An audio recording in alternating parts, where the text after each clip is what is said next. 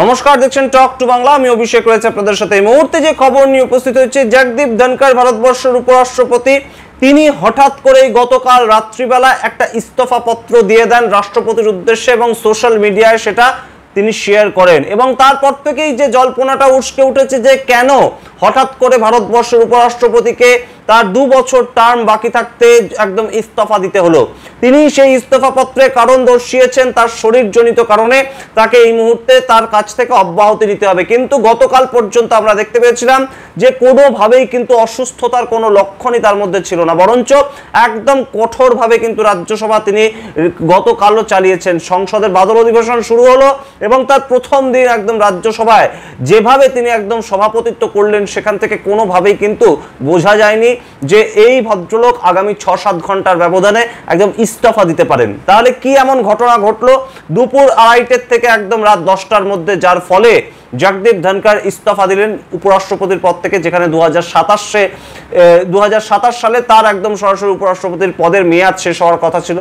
এই ঘটনা অবশ্যই এই মুহূর্তে সারা দেশে আলোড়ন ফেলেছে এবং এই মুহূর্তে বিরোধী থেকে শুরু করে রাজনৈতিক পর্যবেক্ষকরা মনে করছেন যে জগদীপ ধনখড় কিন্তু কোথাও গিয়ে মোদী সরকারের উপর চটে গিয়েছিলেন এবং সেই জায়গা থেকে একদম তার এই ইস্তফা রীতিমতন ইগো হার্ট হয়েছিল জগদীপ ধনখড়ের। সেই সমস্ত খবর ডিটেলস বলবো এবং এই মুহূর্তের উপরাষ্ট্রপতির পদে কাদের নাম উঠে আসছে, কারা বসতে পারেন সেই পদে, সেই সমস্ত আলোচনা করবো। তার আগে অবশ্যই টক টু বাংলা ইউটিউব চ্যানেলটিকে সাবস্ক্রাইব করে দিন এবং অবশ্যই টক টু বাংলার প্রত্যেকটি ভিডিও লাইক, কমেন্ট, শেয়ার করে দিন আপনাদের ফ্রেন্ড সার্কেলে।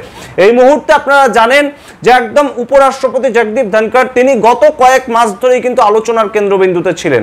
যখন আমরা দেখতে পেয়েছিলাম তামিলনাড়ু গভর্নর এবং তামিলনাড়ু গভর্নমেন্টের মধ্যে একটা কেস, সেটা সম্বন্ধে সুপ্রিম কোর্টের 2 বিচারপতি জেবি পাদ্রিওয়ালা এবং আর মাধবন তারা একটা রায় দিয়েছিল এবং সেই রায়ের পরিপ্রেক্ষিতে একদম রাষ্ট্রপতিকে তারা একটা ম্যান্ডামাস জারি করে যে আইনসভা থেকে পাশ হয়ে আসা যে কোনো বিলের ওপর 3 মাস সময় পাবেন তারা। রাষ্ট্রপতি 3 মাসের মধ্যে হয় সেটা সই করবেন, না হলে অবজেকশন জানাবেন, কিন্তু সময় সীমা বেঁধে দিয়েছিল সুপ্রিম কোর্ট 3 মাস এবং একটা ম্যান্ডামাস জারি করেছিল, অর্থাৎ কমান্ড জারি করেছিল একদম ভারতবর্ষের রাষ্ট্রপতির উপর সুপ্রিম কোর্ট। সেটা নিয়ে একদম জগদীপ ধনখড় সরাসরি প্রশ্ন তুলেছিলেন বিচার ব্যবস্থার উপর, অর্থাৎ সুপ্রিম কোর্ট কিভাবে এই মিসাইল অ্যাটাকটা করতে পারলো আর্টিকেল 142টাকে ব্যবহার করে। এই প্রশ্ন তুলেছিলেন প্রথম তিনি জগদীপ ধনখড়। কয়েকদিন আগেও আমরা দেখতে পেয়েছিলাম একদম সুপ্রিম কোর্টকে উদ্দেশ্য করে ইঙ্গিতপূর্ণভাবে তিনি বলেছিলেন ভারতবর্ষে যদি সুপ্রিম ক্ষমতা কারোর থেকে থাকে তাহলে সেটা সংসদের।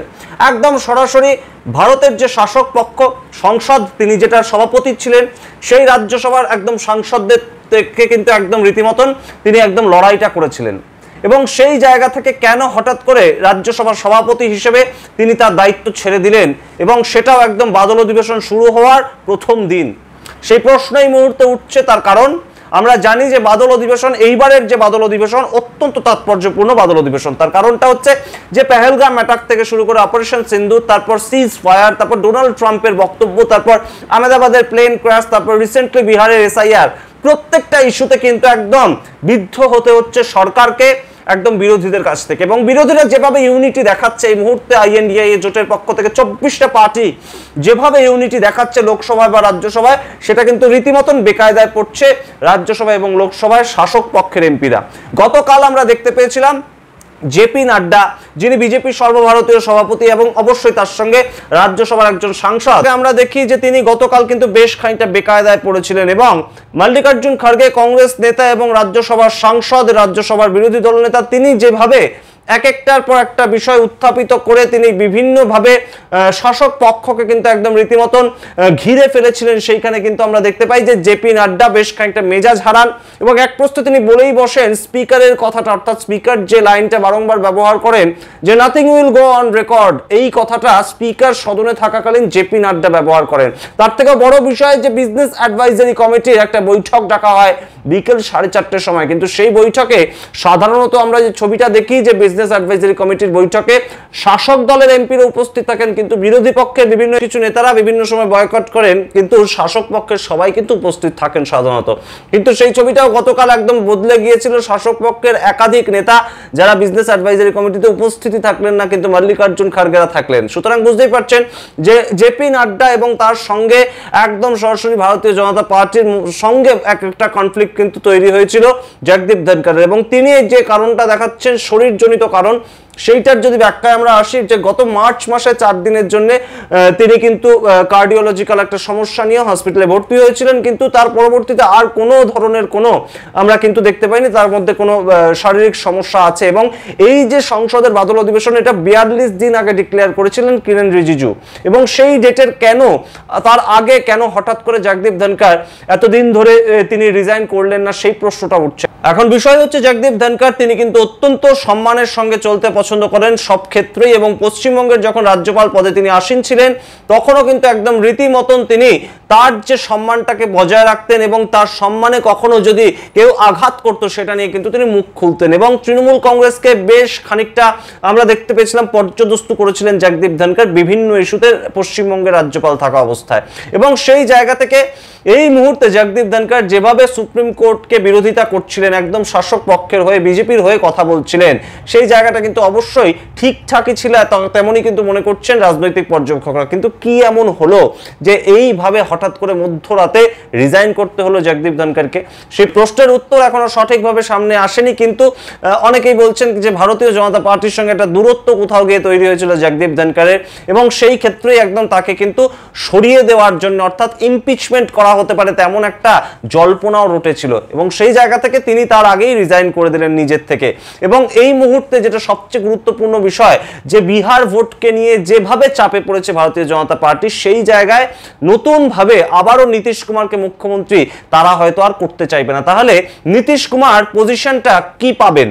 এবং এই মুহূর্তে যে কথাটা উঠে আসছে যে নীতিশ কুমারকে তো কোনোভাবেই ভারতীয় জনতা পার্টি চটাবে না, তাহলে সেই ক্ষেত্রে যদি না চটাতে হয় তাহলে কোন পদে নীতিশ কুমারকে দেওয়া যায়? এবং এই মুহূর্তে জগদীপ ধনখড়ের যে ছেড়ে যাওয়া পদ, সেটাই কিন্তু নীতিশ কুমার পেতে চলেছেন তেমনই একটা জল্পনা এই মুহূর্তে সারা ভারতবর্ষে ঘুরে বেড়াচ্ছে। তার কারণ অত্যন্ত গুরুত্বপূর্ণভাবে 12 জন সাংসদ, সেটা কিন্তু অত্যন্ত দরকার এই মুহূর্তে ভারতীয় জনতা পার্টির। এবং নীতিশ কুমার মুখ্যমন্ত্রী না থাকলে যে বিহারের পক্ষ থেকে আর 12 জন সাংসদের সমর্থনও একদম এনডিএ সরকার পাবে না, সেটা কিন্তু দিনের আলোর মতন স্পষ্ট। সেই জায়গায় নীতিশ কুমারকে হয়তো ভোটের আগেই, অর্থাৎ বিহার ভোটের আগে একদম মুখ্যমন্ত্রী পদ থেকে তুলে এনে ভারতবর্ষের উপরাষ্ট্রপতির পদে আসীন করা হতে পারে, তেমন কথা কিন্তু উঠে আসছে। অন্য আরেকটা কথা উঠে আসছে যে একদম জেপি নাড্ডা, যিনি কিন্তু সর্বভারতীয় সভাপতির পদ ছাড়তে চলেছেন সামনেই, তেমনই খবর, এবং তাকে কিন্তু একদম রাজ্যসভায় সভাপতির পদ, অর্থাৎ একদম সরাসরি ভারতবর্ষের উপরাষ্ট্রপতির পদে আসীন করতে পারে ভারতীয় জনতা পার্টি, সেই রকম একটা জল্পনা এই মুহূর্তে উঠে আসছে। এই মুহূর্তে বুঝতেই পারছেন যে সামগ্রিকটা মিলিয়ে একটা ভারতীয় জনতা পার্টির আভ্যন্তরীণ সমস্যার ছবি কিন্তু আরো একবার প্রকাশ্যে এলো, যখন জগদীপ ধনখড় ভারতবর্ষের উপরাষ্ট্রপতি, যিনি অত্যন্ত কাছের আরএসএস এর, অত্যন্ত কাছের ভারতীয় জনতা পার্টির, সেই সময় তাকে কেন হঠাৎ করে সংসদ চলাকালীন প্রথম দিন তিনি চালানোর পর, তিনি সভাপতিত্ব করার পর তাকে কেন ইস্তফা পত্র দিতে হলো রাষ্ট্রপতির কাছে? তাহলে কি তার উপর কোনো ধরনের কোনো চাপ তৈরি হয়েছিল? এই বিজনেস অ্যাডভাইজারি কমিটিতে যে জেপি নাড্ডা এলেন না, সেটার সঙ্গে কি কোথাও একটা যোগসূত্র আছে?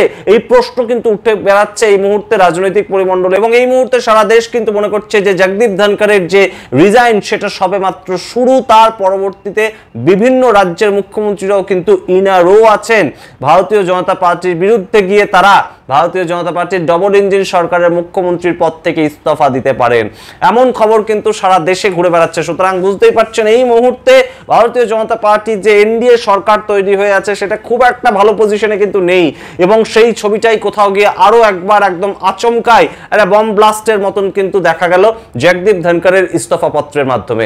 আপনারা কি মনে করেন সামগ্রিক রিপোর্ট এবং জগদীপ ধনখড়ের জায়গায় যদি নীতিশ কুমার আসে, এবং অবশ্যই নীতিশ কুমার এই মুহূর্তে যে বিহারের মুখ্যমন্ত্রীর পদ যদি ছেড়ে তাকে একদম উপরাষ্ট্রপতি বানানো হয়, তাহলে ভোটের আগেই নতুন মুখ্যমন্ত্রী পদে কাকে বসাবে ভারতীয় জনতা পার্টি, সেই প্রশ্নটাও কিন্তু উঠছে। তাহলে কি কোথাও গিয়ে এই মুহূর্তে জেডিইউ এর হাত থেকে নিজেদের হাতে মুখ্যমন্ত্রীর পদটা নিয়ে নেবে ভারতীয় জনতা পার্টি, এবং বিহারকে তারা সামগ্রিকভাবে কন্ট্রোল করবে? সেটাই কি তাদের পরবর্তী প্ল্যান? সেই নিয়ে পরবর্তীতে অন্য প্রতিবেদন তৈরি করব। কিন্তু এই মুহূর্তে জগদীপ ধনখড় একটা আচমকা ইস্তফা পত্র জমা দিলেন, এবং সেটা এখন অ্যাকসেপ্টেড হয় কিনা, সেটা কবে তার পরবর্তী রিপ্লেসমেন্ট হয়, তার জায়গায় নতুন কোনো ভারতবর্ষের উপরাষ্ট্রপতি আসেন, সেই সমস্ত খবরের দিকে আমরা তাকিয়ে থাকবো, দিতে থাকবো আপনাদের সমস্ত আপডেট। দেখতে থাকুন টক টু বাংলা। অবশ্যই টক টু বাংলা ইউটিউব চ্যানেলটিকে সাবস্ক্রাইব করে দিন। ধন্যবাদ।